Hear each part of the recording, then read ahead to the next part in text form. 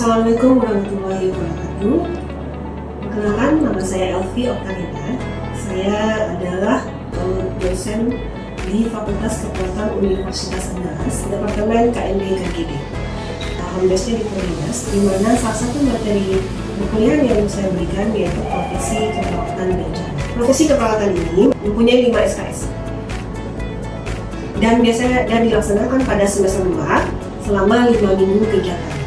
Dalam kegiatan ini kita mempunyai capaian pembelajaran program yaitu mampu menerapkan nilai-nilai memadai, kemanusiaan dan melaksanakan tugas secara profesional berdasarkan nilai-nilai agama, moral hukum, etika dan budaya dan keperawatan, di mana menampilkan nilai profesional pada praktik keperawatan profesional yang religius, etis, legal dan budaya untuk keterampilan khususnya.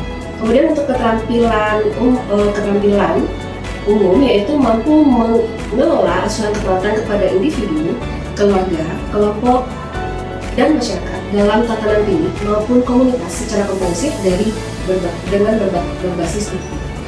Untuk keterampilan khususnya melakukan pengkajian keperawatan untuk memperoleh informasi kesehatan yang lengkap dan akurat, kemudian memformulasikan diagnosis keperawatan sesuai prioritas berdasarkan analisis data, informasi dari berbagai sumber, dan menyusun perencanaan asuhan keperawatan sesuai standar asuhan keperawatan, mengimplementasikan intervensi keperawatan sesuai dengan perencanaan dan perubahan kondisi klien secara cepat dan tepat, mengevaluasi asuhan keperawatan yang diberikan berdasarkan perubahan kondisi klien dalam bentuk dokumentasi catatan perkembangan.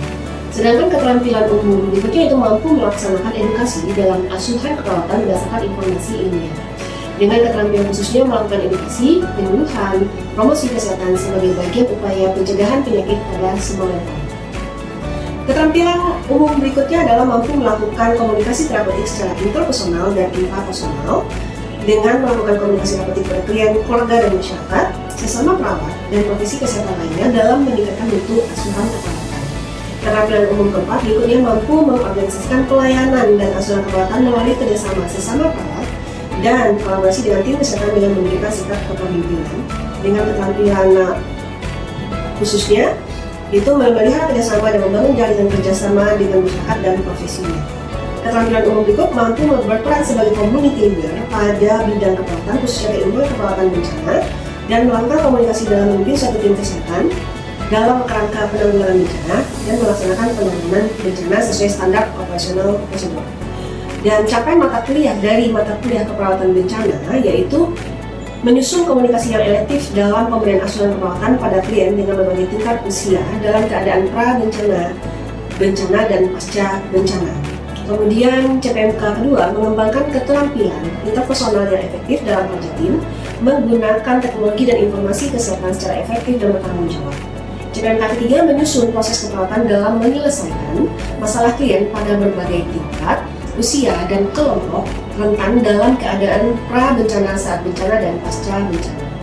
CPMK berikutnya adalah merumuskan langkah-langkah pengambilan keputusan etis dan legal pada klien dengan berbagai tingkat usia dalam keadaan pra-bencana, saat bencana, dan pasca bencana. CPMK kelima mengembangkan kolaborasi berbagai aspek dalam pemenuhan kebutuhan kesehatan klien dengan berbagai tingkat usia dalam keadaan pra-bencana, bencana, dan pasca bencana, memadukan keterampilan teknis keperawatan yang sesuai dengan standar yang berlaku atau secara kreatif dan inovatif agar pelayanan diberikan efisien dan efektif pada klien dengan berbagai tingkat usia dalam situasi saat bencana dan pasca bencana. Mengembangkan pola pikir kritis, logis, dan etis dalam mengembangkan asuhan perawatan pada klien dengan berbagai tingkat usia dalam keadaan bencana. Kemudian memperjelas fungsi advokasi pada klien dengan berbagai tingkat usia dalam keadaan gawat darurat untuk mempertahankan hak klien agar dapat mengambil keputusan untuk dirinya. Dan CPMK ke-9 itu merekomendasikan evidence based practice keperawatan bencana, di mana deskripsi singkat mata kuliah ini adalah mata kuliah profesi keperawatan bencana menggunakan metode pembelajaran project case based learning atau PJBL, yaitu metode pembelajaran dengan menghasilkan suatu proyek berdasarkan kondisi lapangan pada wilayah yang menjadi tanggung jawab mahasiswa, di mana mahasiswa belajar menggali pertanyaan inquiry dan menyelesaikan masalah tersebut dengan beberapa alternatif solusi, baik secara individu maupun kolaboratif. Mahasiswa didorong untuk mempertahankan solusi yang mereka yakin paling tepat.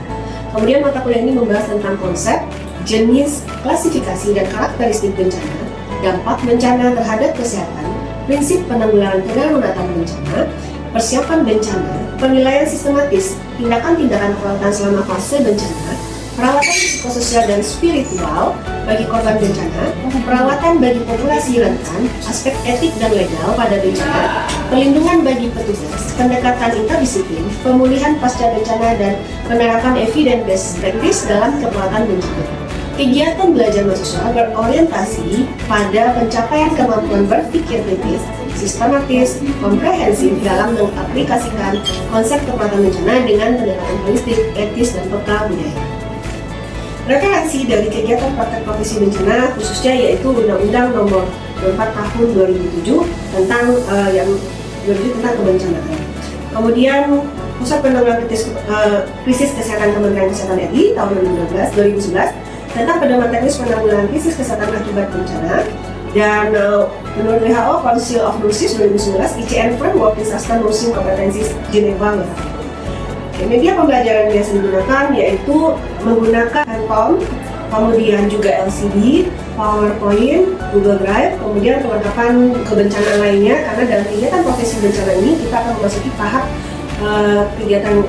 kebencanaan yang dimulai dari tahap bencana, yaitu aktivitas melakukan asesmen kepada target yaitu masyarakat, kemudian lanjut melakukan tindakan mitigasi seperti aktivitas pertolongan kepada korban, yaitu pada korban dengan henti jantung, korban dengan fraktur, korban dengan trauma tumpul maupun tajam, kemudian korban dengan kecelakaan. Nah, berikutnya adalah metode penilaian pada kegiatan profesi bencana, yaitu berdasarkan CPNK 1, maka itu total presentasi yaitu 15%, di mana penilaian mulai dari praktikum, kemudian bagaimana komunikasi dengan masyarakat dan simulasi. Kemudian pada CPNK 2 15%, yaitu dengan praktikum, kemudian juga dengan simulasi. Kemudian CPNK 3 adalah juga melakukan bagaimana komunikasi dengan masyarakat dalam penyampaian masalah yang hadir, juga simulasi sebanyak 15%, CPNK 4-nya 10%, di mana adalah kegiatan dari simulasi dan kehadiran. Kemudian dari CPNK 5 itu didapatkan 17%, CPNK 6 8%, CPNK 7 5%, dan CPNK 8 adalah 5%, dan rekomendasi EBP Evidence Based Practice yaitu 10%, sehingga total dari penilaian adalah 100%. Pada kali ini saya akan menyampaikan praktikum bantuan hidup dasar kepada orang awam, kepada mahasiswa, merupakan bagian dari kegiatan sub-CPNK dalam memberikan edukasi kepada masyarakat. Selamat menyaksikan. Selamat siang semuanya. Siang, Bu. Oke, baik. Bagaimana kabarnya siang ini? Alhamdulillah. Baik.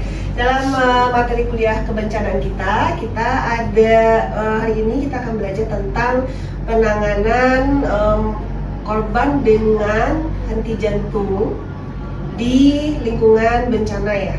Nah, dalam situasi bencana ini kita akan ketemu korban dengan henti jantung ini, yang mana penanganannya sesuai dengan yang akan kita wacanakan adalah yang melakukan adalah orang awam. Nah, artinya di sini akan ada perbedaan penanganan yang kemarin Anda pelajari bagaimana penanganan secara medis dan sekarang penanganan secara orang awamnya. Nah, tapi dalam tahap awalnya sebenarnya sama. Yang sama adalah kita tetap memulai dulu kemarin belajar BHD-nya gimana? Apa dulu perlu kita identifikasi di awal pada salah satu korban yang kita temukan dalam kondisi tidak sadarkan diri? 3A ya, aman diri, aman pasien, aman lingkungan. Jadi kaki yang perlu dipersiapkan untuk aman diri. APD, apa aja APD yang memungkinkan? Oke. Nah, kalau di lingkungan bencana, kemungkinan kita akan bawa handphone nggak? Tidak. Enggak ya, berarti apa kemungkinan bisa kita pakai? Plastik. Pakai plastik ya. Oke, sip. Nah, kemudian aman? Korban. Nah, kenapa dengan korbannya? Bencana, kita ingat suatu bencana ya. Kita kebayangin suatu bencana gempa. Berarti ada kemungkinan si korban berada di gedung reruntuhan atau bencana banjir mungkin? Ada kabel listrik Kabel misalnya listrik. jatuh, terus ada genangan di sekitarnya, itu Oke. beresiko nanti kesetrum. Oke. Nah, apa lagi? Pasien tidak berada di tempat yang datar dan keras. Oke, berarti kita harus bawa korban ke Tempat tempat yang datar dan keras. Kemudian sama lingkungan, menyambung juga sih dari yang tadi itu, bahwa dari lingkungannya tidak akan membuat si korban menjadi terkena tadi listrik dan lain sebagainya. Jadi kalau korbannya masih berada di tempat yang basah, berarti kita letakkan di tempat yang aman dan datar dan kering, itu aman korban. Dan lingkungannya adalah di dalam posisi basah atau dalam posisi dalam situasi bencana banjir misalnya. Oke, udah selesai 3A. Berikutnya apa lagi? Cek respon pasien dengan cara bagaimana? Oke, ya. Sama metodenya dengan pembelajaran DHD di sebelumnya di gawat darurat, lingkungan dengan ruangan rumah sakit pada saat tenaga medis melakukan, maka kita melakukan cek respon pasien dengan menepuk bahu saja. Ya, cek respon Pak, sebut namanya Pak, gitu aja. Nggak perlu juga kita lakukan rangsangan nyeri yang kuat sekali atau yang sehingga membuat korban kalau dia akan menimbulkan jejas pada tubuhnya. Nah, kemudian berikutnya apa? Kalau pasiennya nggak respon, panggil bantuan. Nah, untuk kota Sumatera Barat atau kota Padang khususnya, biasanya bantuan yang sudah diresmikan apa? Kontaknya udah tahu? 112 udah luar biasa ya, keren banget. Udah tahu nih orang kota Padang, tapi situ kelihatan nggak sih? Tuh.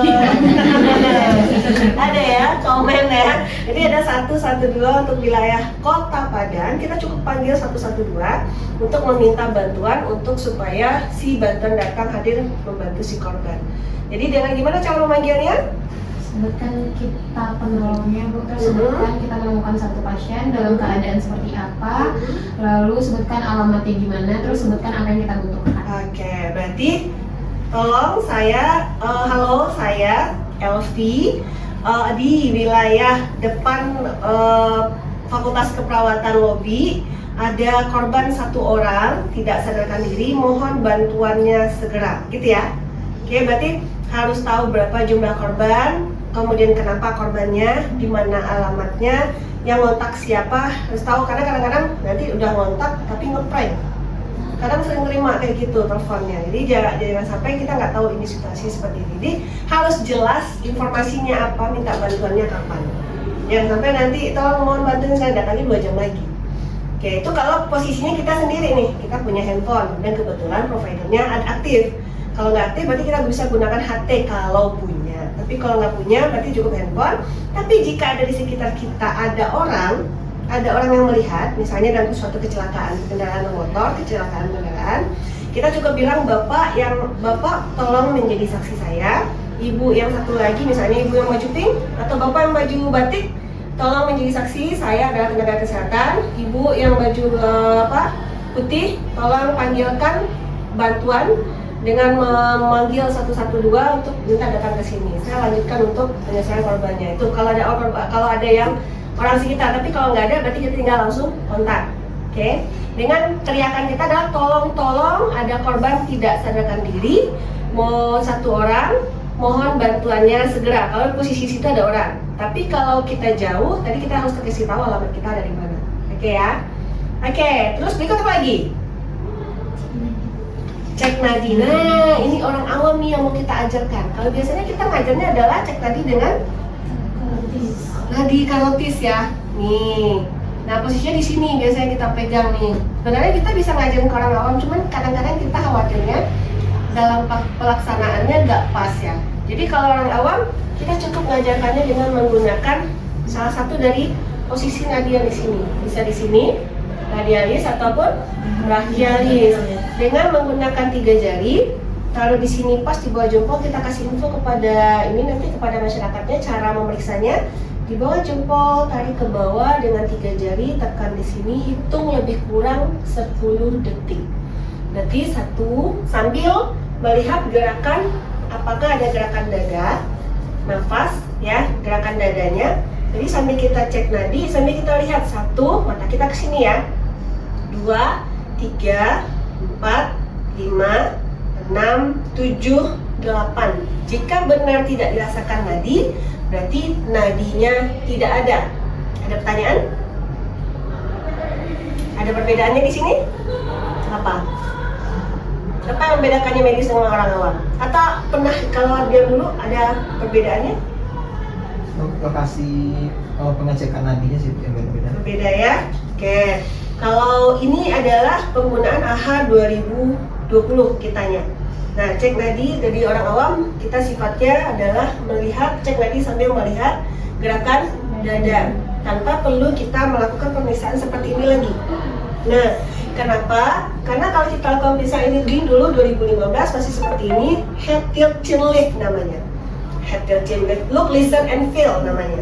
Look gerakan dada, listen dengarkan suara nafasnya di telinga dan feel kan suara hembusan nafasnya di pipi kita.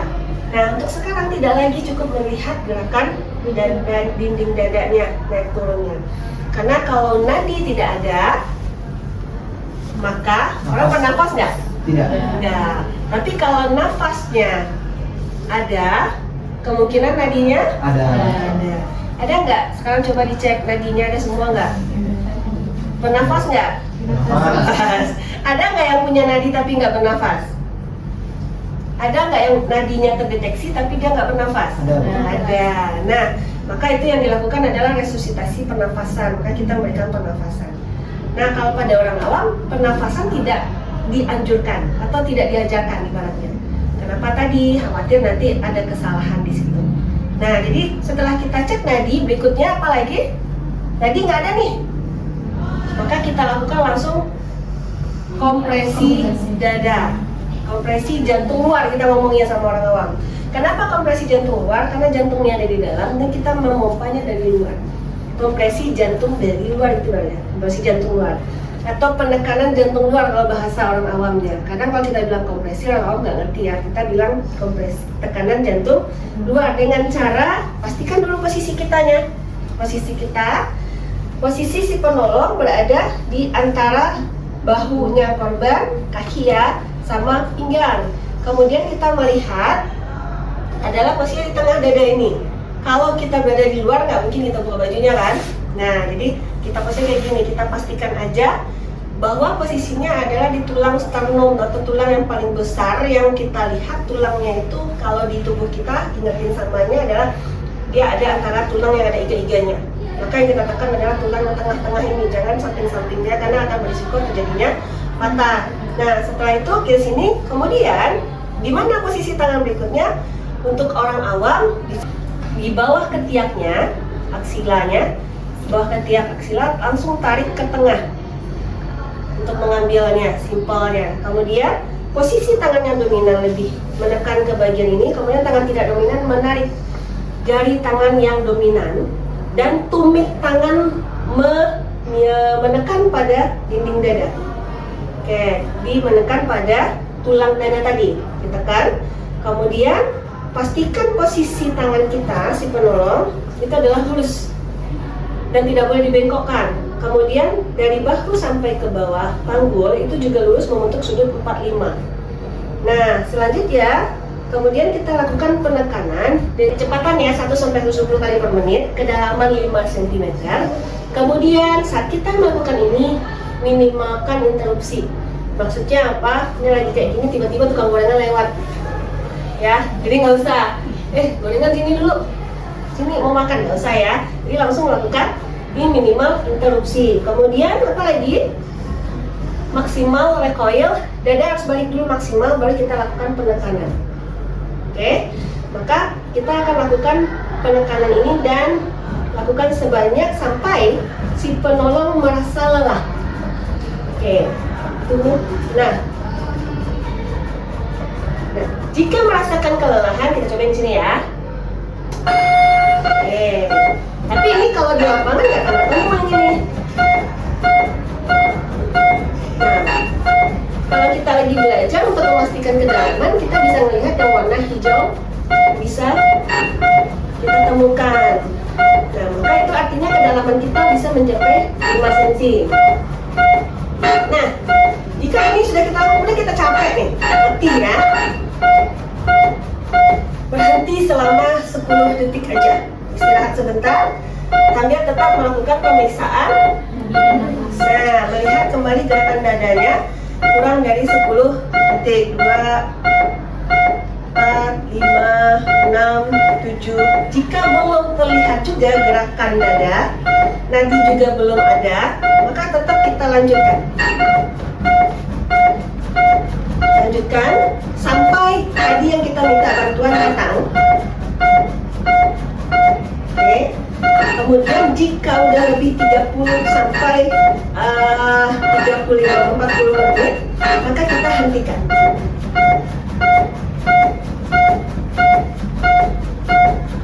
Oke, sampai sini paham?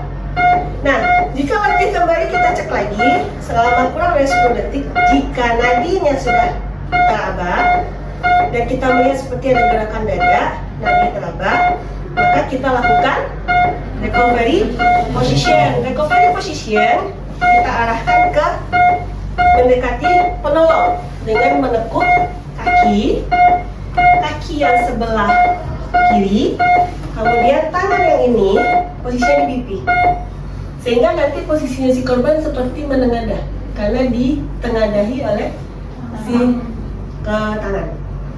Oke, ya, ini boleh kita tinggal jika kita mau bantu korban yang berikutnya. Dan setiap 5 menit atau 2 menit, 2 sampai 5 menit kita cek lagi nadi pasien, nadi korban dan nafasnya. Kalau kita mau mencari korban berikut, ini masih bisa ditinggalkan, tapi syaratnya harus info kembali kepada tim bahwa korban ini dengan triase merah sudah dibantu untuk BHD, posisi recovery, kita lanjut ke korban berikut, mohon bantuan evakuasi segera. Gitu ya, perlu diinfoin. Sampai sini ada pertanyaan nggak yang membingungkan? Bisa tanya Bu? Ya, silahkan. Bu. Ibu.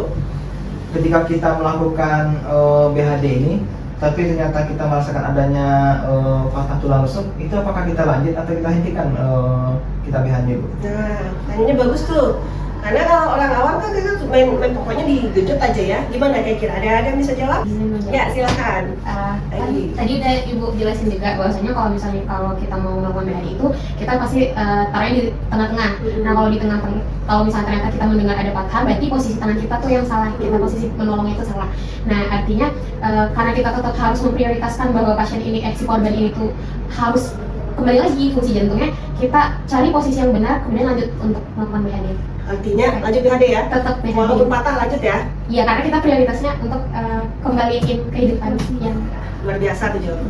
Ya, gak apa-apa, biarin aja dulu. Patah ya biarin. Kan tadi niat kita adalah mau mengembalikan fungsi si jantungnya. Artinya kalau misalkan terjadi patah di tulang rusuk, itu dampak sebenarnya. Karena tadi kita yang bukan salah sih sebenarnya, posisi tangan kita yang nggak pas, sehingga membuat tulang rusuk menjadi patah. Tapi kita tetap lanjutkan sampai kondisi si pasien. Harapan yang kita harapkan tadi adalah detak jantungnya kembali lagi. Jadi nggak usah ditakutkan. Nanti kalau dia udah kembali, kita akan lanjutkan ya dengan tenaga medis berikutnya, dengan advance, mungkin operasi dan lain sebagainya. Gimana Vigo? Baik, paham Bu. Oke. Nah, apa yang membedakan medis dengan awam? Kalau di awam ini kita bicaranya hands only ya. Nah, apa yang membedakan? dari tidak ada bantuan ventilasi. Nggak ada bantuan ventilasi ya, benar. Jadi kita nggak ada bantuan ventilasi. Kalau dulu mungkin belajarnya adalah motu mode, motu nose ya, motu mes. Nah, kalau sekarang kita nggak ngajarin lagi bagaimana motu mode atau motu nose. Kenapa tadi AHA 2020 berisiko akan terjadinya transfer dari kondisi pasien karena fase COVID kemarin ya kepada si penolong. Dan orang awam pun kalau kita ajarkan kondisi seperti itu, banyak hal yang salah satunya adalah pemberian oksigen yang nggak pas sehingga menyebabkan masalah pada paru. Nah, sehingga pada orang awam dari AHA 2020 cukup memberikan hands only aja, memberikan penekanan pada jantung luar kepada korban selama si penolong bisa melakukan itu dan mulai merasa keletihan sampai si ada yang advance menolong bantu. Ada yang mau mencobakan? Dan nih, Oke, silakan. Baik, saya menemukan korban yang tidak sadarkan diri. Kemudian saya ingin membantu korban ini. Pertama saya perhatikan dulu 3 tersebut, yaitu aman diri, aman korban, dan aman lingkungan. Saya sebagai si penolong sudah mampu dan memiliki tenaga yang cukup untuk menolong korban.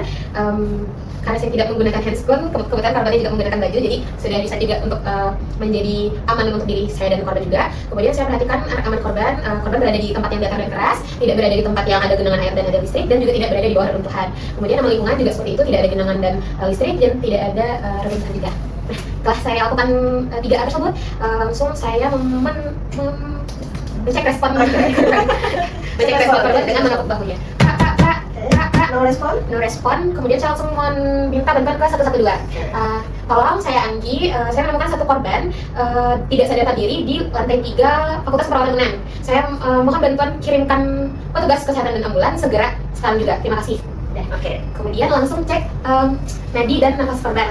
Nah, itu kita bisa ceknya di sejajar dengan ibu jari, ibu. Kemudian kita menarik 3 jari kita di sini, lalu sembari juga mengecek dinding dada korban apakah ada pergerakan atau tidak. Itu dilakukan selama kurang dari 10 detik. Kemudian saya cek 1, 2, 3, 4, 5. Ternyata tidak ada. Tidak ada tadi? Dan kemudian saya langsung membantu untuk pijat jantung itu, ibu. Nah, untuk melakukan pijat jantung itu pertama perhatikan dulu. Iya, pijat jantung boleh. Nah, pertama untuk dilihat dulu tengah-tengah pada rongga dada korban. Nah, saya sudah melihatnya. Kemudian korban dan ditarik. Ambil lokasi dah ya? Ya, mengambil tesnya, Bu. Ditarik dari ketiak, lalu saya langsung taruh tumit tangan saya yang paling kuat di bawah. Kemudian tangan kiri saya menggenggam tangan kanan saya. Oke. Kemudian, sebelumnya posisi kaki saya sudah sejajar dengan korban, Bu. Nah, kemudian tangan saya harus lurus, punggung juga lurus dengan sudutnya 45 derajat. Berapa kedalamannya? Kedalamannya 5 cm, Ibu. Kecepatannya 120 per menit. Kemudian high quality CPR ini? Kedalaman, kecepatan, kemudian recoil maksimal. Maksimal recoil dada? Kayak kalau misalnya udah maksimal baru boleh ditekan lagi. Ya. Minimal interupsi high quality CPR ya. Kita ingatin sama warga, sama orang awam yang akan kita latih nantinya. Oke? Langsung mulai, Bu. Silakan. Mulai masih dalam. Ya.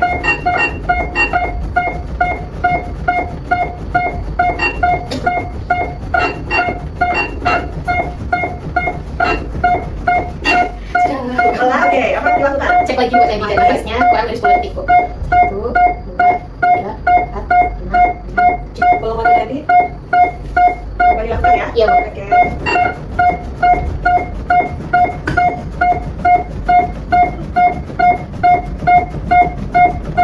Berhasil nih kayaknya. Punya hilang kan? Oke. Cek lagi, Bu, tadi dan nafasnya, Bu. Ya, kedalamannya dapat tadi ya, cepatannya dapat ya. Kira-kira tadinya balik ya? 1, 2, 3, Balik ya. Oke, nanti kita kembali. nafas juga udah. Kembali, kemudian lakukan recovery position, Bu. Kita Pertama. coba sama gitu kali ya. Oh, boleh, Bu. Recovery position. Di sini contohnya. Tangan. 3 sini.